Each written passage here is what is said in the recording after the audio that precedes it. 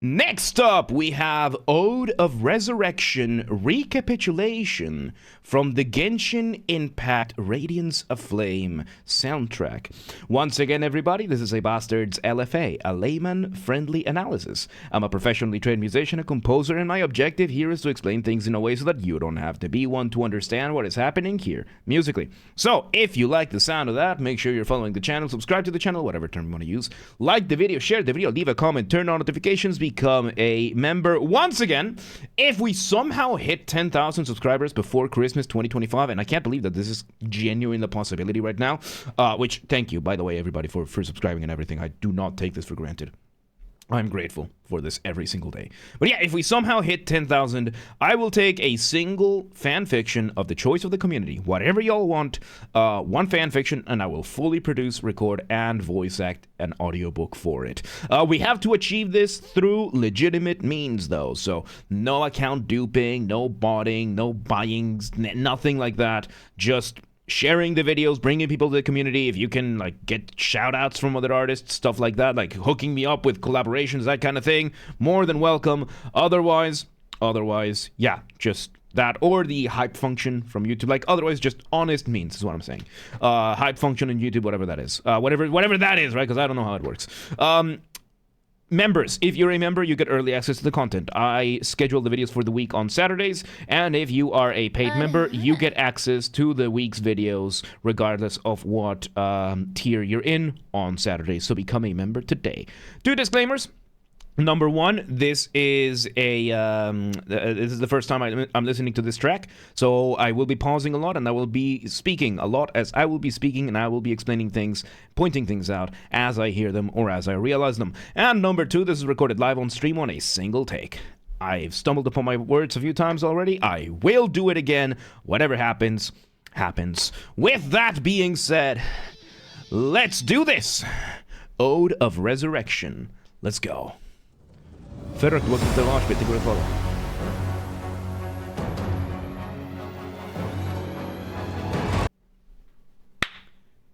Nice. Okay, so once again, Genshin Impact bringing us really, really cool orchestral music. It sounds like we have a full orchestra this time around, and we start with the ever so Zimmermanian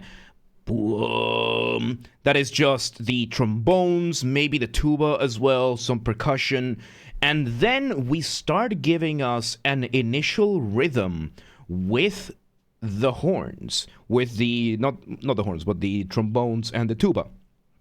By the way, trombones are the ones that, yeah, the ones with the slide. These are incredibly difficult to play. Incredibly difficult. Like, trumpets are already difficult to play, but yeah, trombones are even more difficult because of the slide. So yeah, no, we have these going on. I did hear something a little bit more. I think we're about to get the first motif. I just wanted to point out that we had that, and then we had a harp starting what is called a glissando. So a glissando. Let me just bring this here. Glissando, or gliss.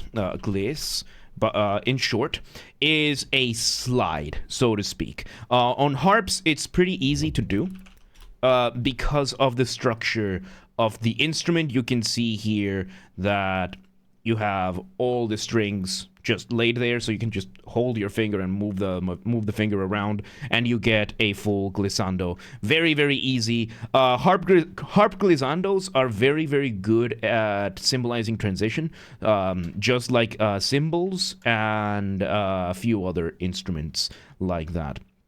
What is harder to play, a trombone or a shamisen? For different reasons. Probably they both have a they both have different challenges to each other, because the shamisen, by the way, and Torts, thank you for the 25 euro, dude. Holy shit, thank you so much. Remind me afterwards. So the shamisen, as you can see, is this 3-stringed instrument from traditional instrument from Japan. No frets, so you have to learn to play it with that in mind, which makes it a fretless instrument. The advantage of it is that you are confined to basically just making sure that your tuning is right. Otherwise, for a trombone, you have to be able to not just get the lengths right, because the problem is with a trombone you have the principle of playing a horned instrument in general, and usually these horned instruments you have to play according to the harmonic series, because it's not just blowing air into here and you get the notes. You have to be able to put your lips in a certain position and basically sing the notes in a certain way so that then the instrument turns the notes into the actual notes that you want. So I would say the trombone is leaps and bounds more difficult than the shamisen. The shamisen is just a more traditional instrument, more on the exotic side. So it will be it will be more difficult in that sense, because it's going to be more difficult to find a teacher. However, given that this is a stringed instrument along the lines of a guitar, or even look, people are going to get mad at me for this, but this is the Japanese version of the banjo. It's a fretless Japanese banjo. Like,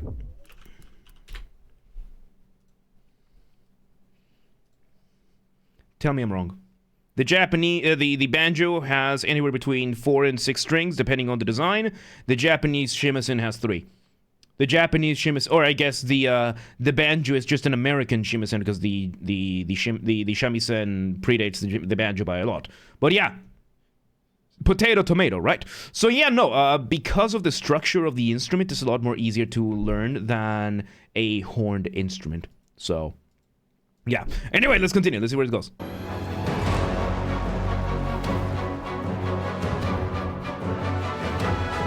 Okay, now we have 2 more layers. We have the woodwinds coming in with the same rhythm that the trombones were giving us.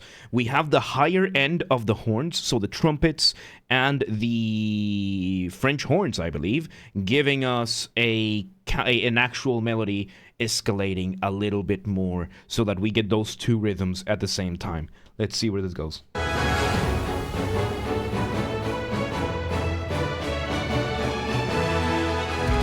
And there we go. I heard the drums, but there we go. We have the violins, 2 layers of violins giving us our actual motif. The motif being the smallest version of your musical idea, the seed, the essence from which everything else comes from. Turns out the rhythm that we got from the trombones at the start was the rhythmic version of the motif, and now the violins are putting the actual melody of that motif. It is difficult to understand. It's difficult to tell whether or not the rhythmic version of it was first or the melodic version of this was composed first. It doesn't really matter. It still sounds really good, and it sounds like we got ourselves a metal band from this. Let's see where this goes.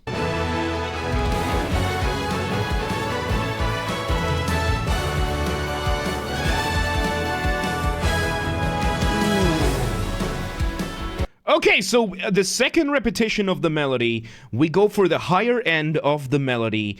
We get the drums jumping in with the rhythm. So the drums, I love it when drums do this. It's a very metal drummer thing to do. The kick drum, the bass drum, is keeping the rhythm of the motif, while the other hands, in this case the cymbals and the snare, are keeping the beat from which we are in, kind of like a metronome.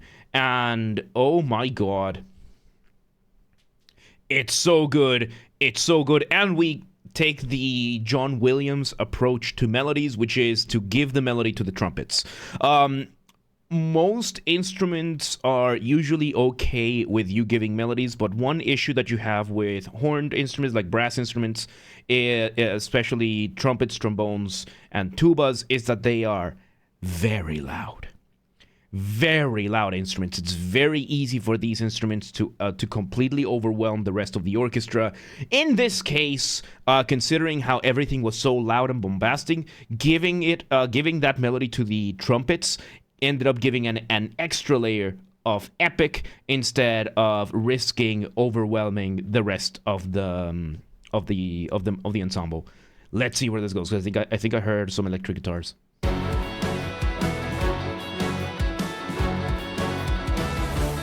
Oh, hell yeah.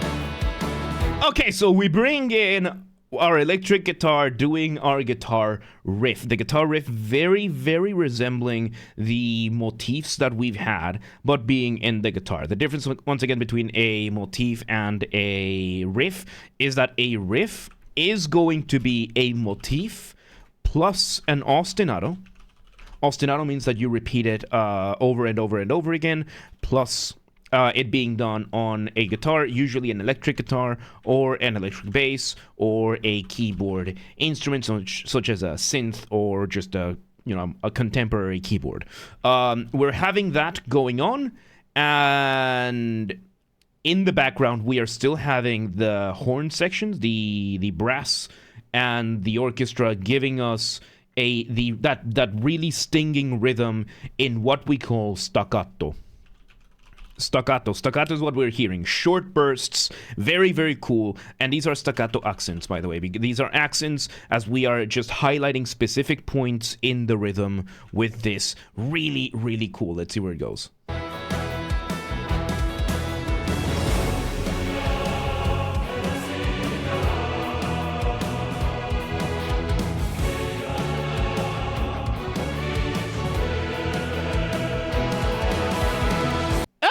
So we bring in the chorus. We bring in an entire choral arrangement for this. They start singing the melody, which is also doubled in the violins as well. A doubling is when you have more than one instrument playing or singing the same thing. In this case, you bring in the chorus singing the melody, the main melody that we've had all this time, except we now add lyrics, and we also double it with the violins and everything, and we are having the guitars playing the accompaniment kind of in the background, adding more adornment more than contributing to the main melody. Beautiful. Beautiful. Let's see where it goes.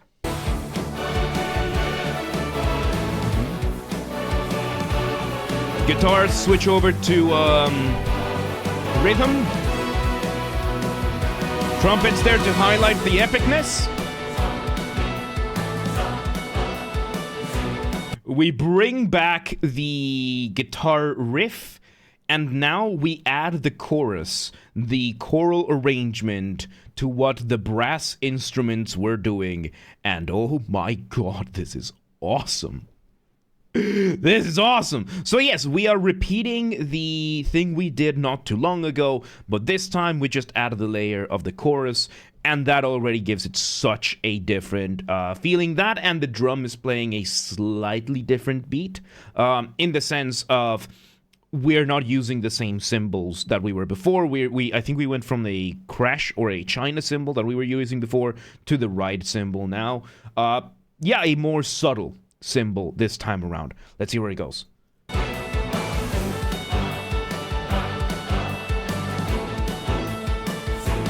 And the other guitar is playing rhythm.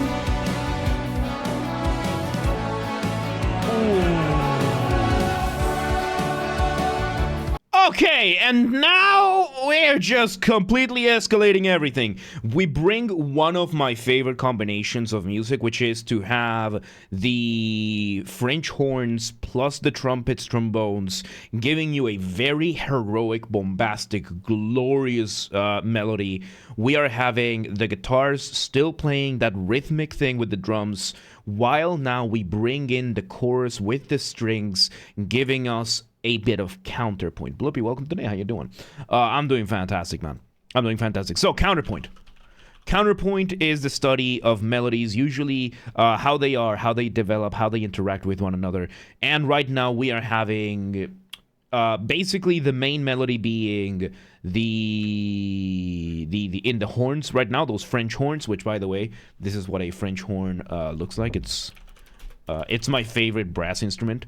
I know that the elitists are gonna say no, but they sit with the woodwinds. I don't care.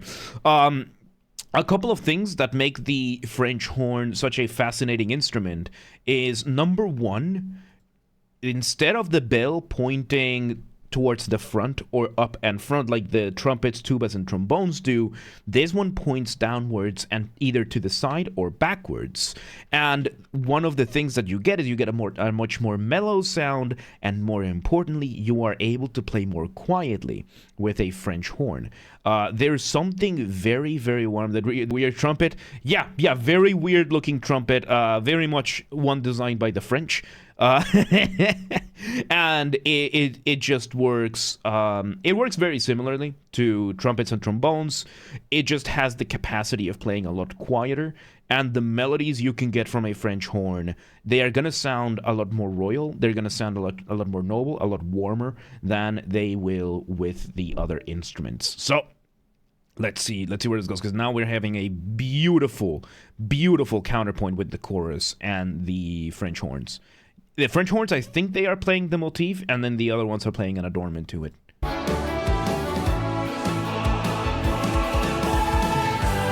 Oh, beautiful. New drum beat. We bring now a variation of the motif. Variation of the motif with the chorus and the violins doing their things. And oh my god, there's a relevant prose that unfortunately I can't inject directly into this stream. I think I know which one you're talking about.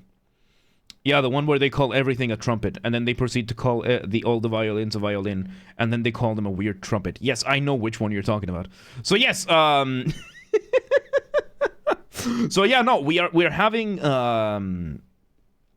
a beautiful set. I'm surprised at how relatively little the drums are doing, because the drums not doing anything too extravagant over here. Like, this is a rhythm that I could probably play in the drums. Like, I haven't played drums in a very long time, but I think I could play this in the drums. It's not a very difficult drum beat, but it's done so well, it's so well composed that it doesn't matter. It still hits just as hard as everything else. Like, the individual components of this, which is a mark of a really good composition. The individual lines are not very complex. They're not very difficult. Like, each individual melody, each individual rhythm that is being played is pretty straightforward, is pretty simple, and I dare say it sounds pretty easy to play.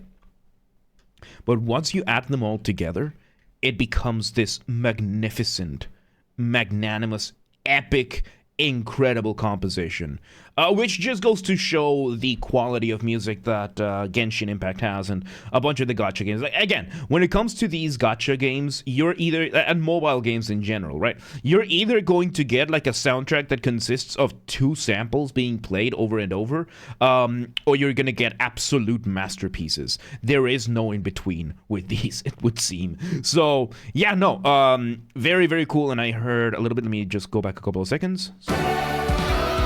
Get the guitars come back in.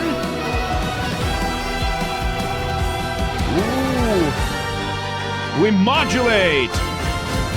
And off the ramp we went for a moment with a little bit of modulation there. Not modulation, we went with what is called a deceptive cadence. So let me explain first let me explain off the ramp, right? So off the ramp is a colloquial term that I use. Colloquial, by that I mean there's no official academic term for this, or at least I'm not using it for the sake of simplicity.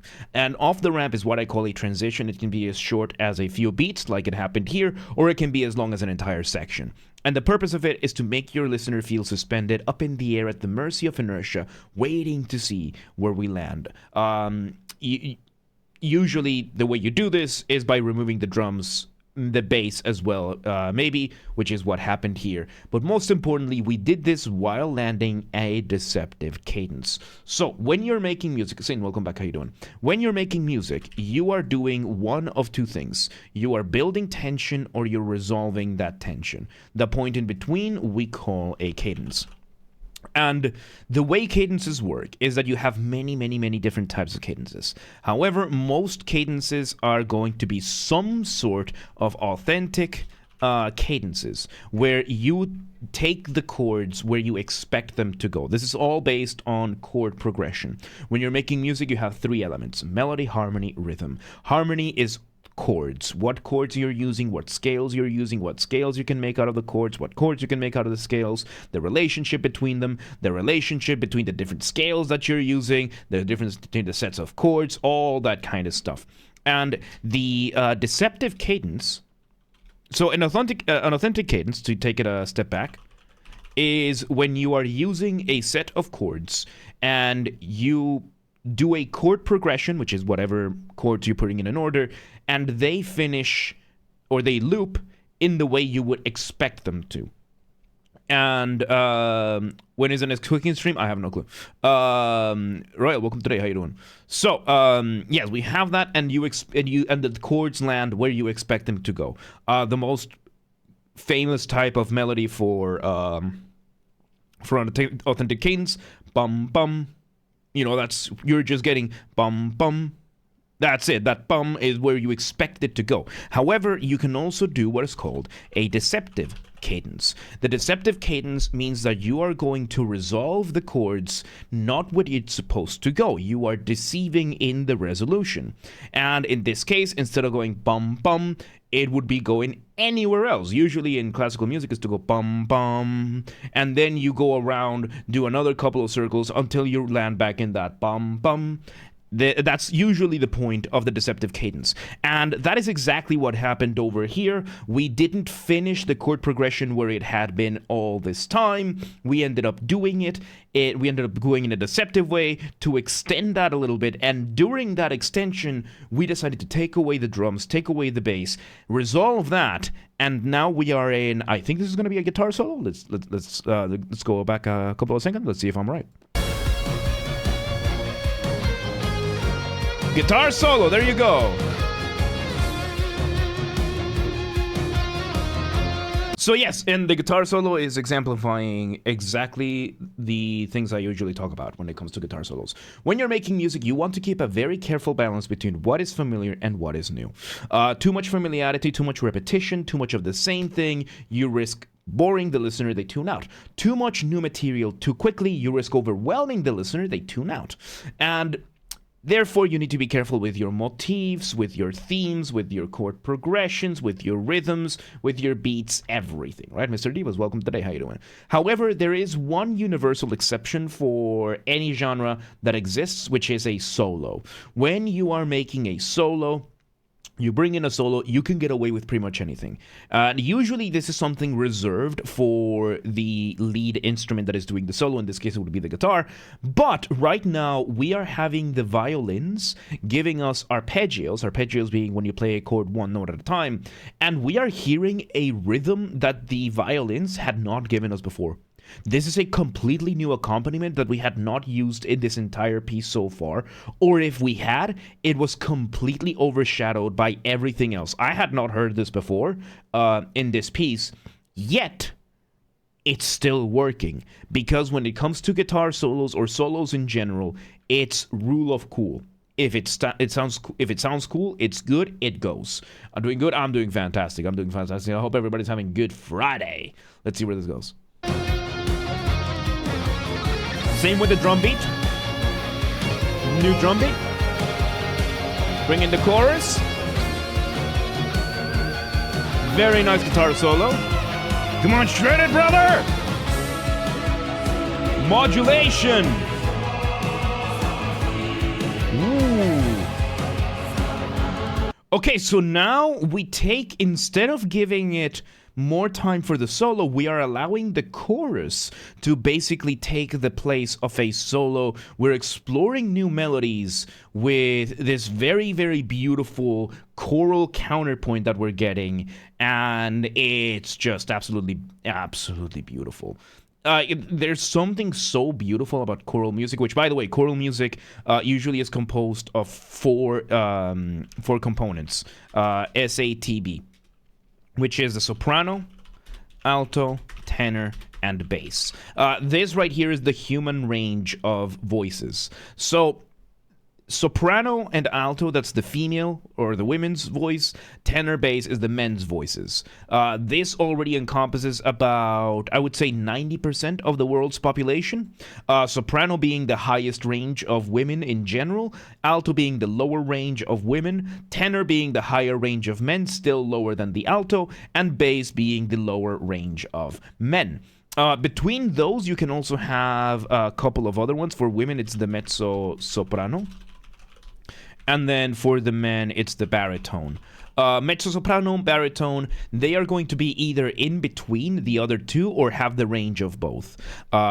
So yeah, a mezzo-soprano would have either a middle range between soprano and alto or the range of both the soprano and the alto. Same for the baritone, either a range between tenor and the bass or both ranges. In my case, it's kind of on the latter side. Like I can go pretty high, I can go pretty low. I can't go as low as a regular bass. I can't go as high as a tenor, but I get pretty close. I can get fairly close. And yeah, these six now go from 90% to about 99.9% of the population. Like anything else that you get that is not these six is going to be extremely rare. We're not talking 1 in a million. We're talking like 1 in 10 to 1 in 100 million, or even in some cases a 1 in a billion type of people. So it's really cool. And yeah, usually for a choral arrangement, you're gonna have more than one person. Usually it's going to be like maybe 2 of each, like 2 sopranos, 2 altos, 2 tenors, 2 basses. For a full orchestra, depending on the orchestra, depending on the arrangement, some will go for 20 of each. I have seen arrangements where they get 20 of each. There's for example, there's this park in Disney World in Florida, Epcot Center, and they have the Candlelight Processional. The Candlelight Processional, the Christmas concert that they make every year, where they have a chorus of, I think, 200 people. I think it's 200 people that they get a full chorus, and then they sing a bunch of Christmas songs.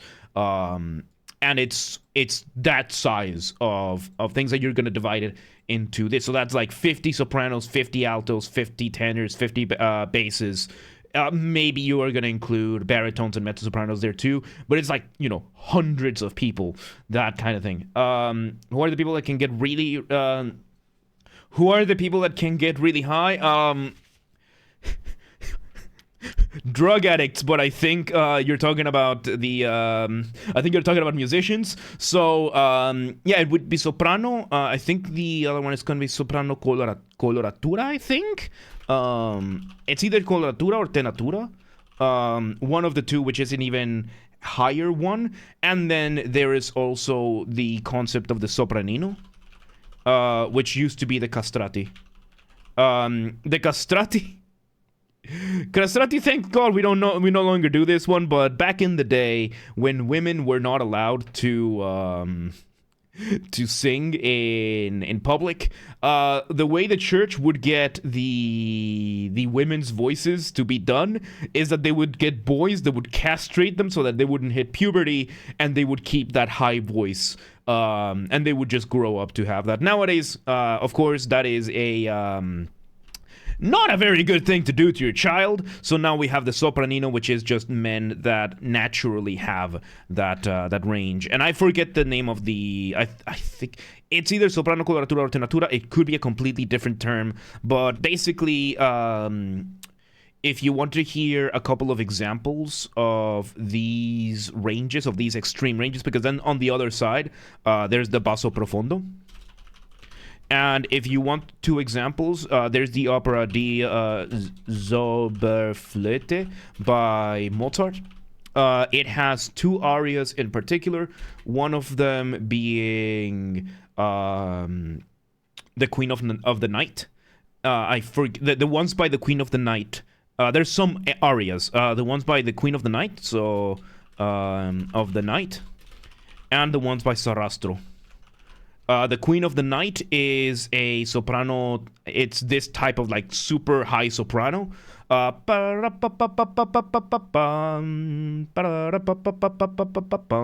it's that one. It's the Queen of the Night. The Königin der Nacht. I don't remember. They're in German, but yeah. And Sarastro being a basso profundo, because in the story of Die Zauberflöte, they are, light and dark. They're the complete opposites of one another. So you have the Queen of the Night being the highest possible range a human being is capable of reaching, and you have the guy being the lowest possible range a human being is capable of reaching. Really, really cool. It's a very trippy opera because it's very, very Masonic. Because it was Mozart's last opera, and it had a lot of he was becoming a Freemason when he was in the process of, or I think he had just become a Freemason when he wrote this opera. It's a beautiful opera. It's absolutely beautiful, but it's a bit trippy. It's a bit trippy. I recommend, if you end up watching it, I recommend you watch the performance from the Royal Opera House in London with Simon Keenslide as Papageno. That's the one I have. Like, I have a bunch of physical DVDs of that one. I don't know which year this one was done. And yeah, Simon Keenslide, I think I just misspelled his last name because it's one of those names that there's like 7 different ways of writing it, but Simon K, for Simon K as Papageno, he is my favorite baritone of all time. His performances as Don Giovanni are just mwah! And 76 and welcome today, how you doing? So yeah, no, his performances as Papageno or Don Giovanni are just the absolute best. So yeah, we have that, and we were talking about choral music, that kind of thing. So let's see where this goes.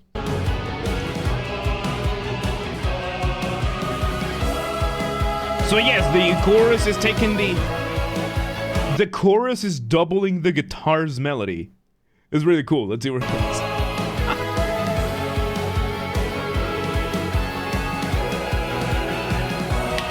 There we go. We speed up the drums, bring the guitars down, and then more of a cadence. So this section we would call a break, usually. We're speeding things up, and the whole purpose of this is a transition. It's another type of transition that you're going to get where you're speeding things up and you're just building a cadence. You're just bringing cadence. You're just building tension, building up to whatever the next part is. Usually for this kind of thing, you're not going to have as much exploration of the motif. However, because of how the motif was built in this piece, we are using the motif as this kind of transition. It's really cool. Slow down, cadence.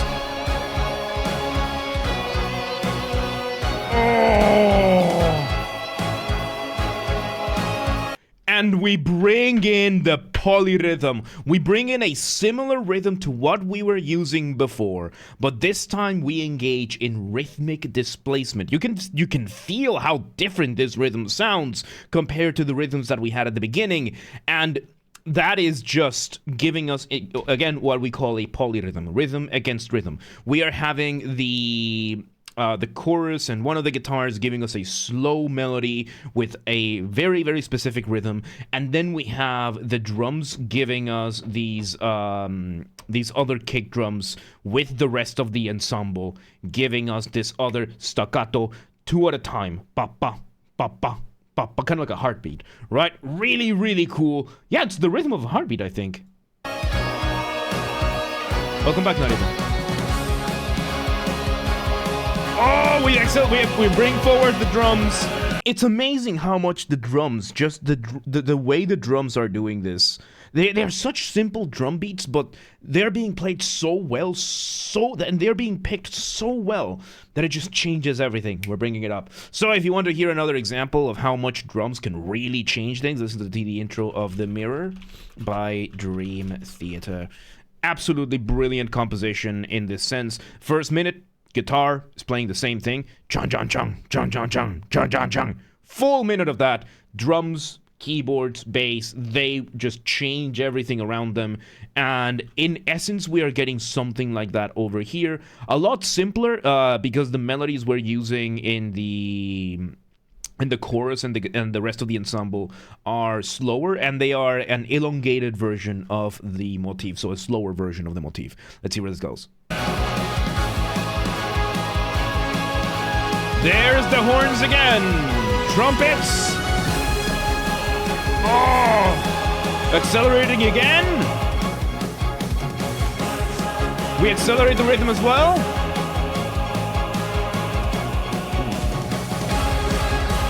Oh, what an outro. We accelerate the drums.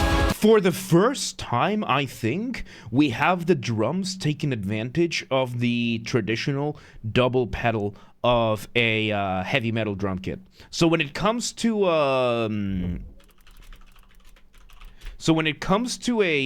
metal drum kit, you will usually have this. For your usual drum kits, you're gonna have one bass drum, one kick drum. However, it is traditional for and customary for heavy metal to have two of them. So, you know, you have both feet, so you can do this, giving you that that kind of a feeling to this whole thing. Asuka and Steph, welcome today. How y'all doing? And right now, for the first time, I think, in this entire piece, finally for the outro, we are having the drummer just go with both feet. Just doing that rhythm with both feet now, completely accelerating everything, just highlighting how it just wasn't there at the whole piece. Really, really cool. We're in outro territory. You can hear how we're building towards that final climax. Let's just see how it ends. Oh, with an awesome solo as well. Everybody's going insane. How's it gonna end? We bring it to that high note. They do the tan-tan, and that's it. We end this absolute masterpiece to an end. Oh my god. Genshin Impact, like, this is where all that gacha money is going towards, dude. You cannot convince me otherwise. I like Genshin Impact, I like the gameplay of Genshin Impact. I haven't played it in a while, so I've heard many different things, right? Like, the community is kind of exhausted of the game, but the music, yeah, this is where all that gacha money is going towards. Because this is very evidently recorded with a live ensemble. This means this is a live orchestra with a live band. So they are not sparing, they are not cutting corners when it comes to their music, and it shows. It absolutely. People tend to say Hoyoverse is a music company making games. Yeah, same with Sandful Interactive with Lodi and Testard. There are many companies that have that. There are many, like Expedition 33 has the same thing. I love Expedition 33. It's my favorite game of all time. It just very quickly climbed up to that. The game has some of the best music ever made, end of story. And they just happened to attach one of the greatest games ever made to it. And that's it. So, yeah, Hoyoverse has all the money. H6, welcome today. How you doing? Yeah, no, and Hoyoverse has the money, and it shows that they really, really do care about the music. Or at least it looks like they write a blank check to the composer, which, again, most of these guys are based in China, or at least not in the United States, or not in the Western world. So the budgets for these are a lot friendlier. For example, I live in Hungary, and in Hungary there is a film orchestra that you can get that is of the quality of the London Symphony Orchestra, of the Vienna Symphony Orchestra. I think it's the Budapest Film Orchestra, and a full session with them is like $5,000 for a recording of a 10-minute piece. For contrast, a 10-minute piece in LA would be $50,000, maybe $100,000, depending on which orchestra you get. Like, these things, this song, orchestra, Budapest Scoring Orchestra. What did I just say? So yeah, they are also smart with their money. This was recorded, so I just got confirmation from the chat. This was recorded with the Budapest Scoring Orchestra. There's the Budapest Film Orchestra, I think. I think it's a scoring orchestra, the one that I'm thinking of. Extremely high quality orchestra for a fraction of the price. And it shows. it shows. Like, you could have told me this was the New York Philharmonic, and I would have believed you. But no, it's in Hungary. Yeah, no, if you want to make good business, just come to Eastern Europe. But yeah, no. Anyway, there you go. That was Ode of Resurrection Recapitulation from the Genshin Impact Radiance of Flame soundtrack. Once again, everybody, this has been a Basterd's LFA, a layman-friendly analysis. I'm a professionally trained musician and composer, and my objective here has been to explain things in a way so that you don't have to be one to understand what's happened here musically. So, if you're watching this on the YouTube video archive thing, thank you for watching. Make sure you're following the channel, subscribe to the channel, whatever term you want to use. Like the video, share the video, leave a comment, turn on notifications, become a member. Once again, if we somehow hit 10,000 subscribers before Christmas 2025, I will take a single fan fiction of the choice of the community, whatever y'all want, one fan fiction, and I will fully produce, record, and voice act an audiobook for it. Has to be legit though, so no account duping, no botting, no buying followers, nothing like that. Go share the videos, go bring people over to the community. Like, all that kind of stuff. Use the hype feature on YouTube. I don't know how it works, but we have people in the community that do that kind of stuff. And members, if you're a member, you get early access to the content. I schedule the videos for the week on Saturdays, and if you are a paid member, if you're a paid member on YouTube, regardless of your tier, you get access to the videos when I schedule them. So become a member today. If you want to listen to this without me interrupting every 3.5 seconds, I will be linking in the description down below. If you want to request a song and you're not on the live stream, if you're on the live stream, do not request yet. And if you're not on the live stream, go to the Discord server, link down below, go to the LFA requests channel, and follow the instructions on the pinned message. And if you want to catch the streams when they happen live, we aim for Monday through Friday, 6 p.m. Central European Time. If you're not in Europe, that's fine. We have the full up-to-date streaming schedule showing in your local time zone in the description down below on Discord and on Twitch. That's where they are. So if you live in, I don't know, Sri Lanka, and you're like, oh, but what time is 6 p.m. in Hungary? I don't live there. That's fine. Just go to the Discord, go to Twitch. It's all there. And follow the gaming channel. We have a gaming channel because, of course, I have a gaming channel. And I'm on YouTube. What else could I possibly have? Games are Basterd. That's where I put the recordings of the VODs of the gaming after shows when they happen. Link down below, or just search for it on YouTube. Same username as James R. Basterd. Just have the J for a G. And you got it. And yeah. There you go. Ode to Resurrection, Recapitulation. Really good stuff, man. Really, really good. But yeah, let's move on.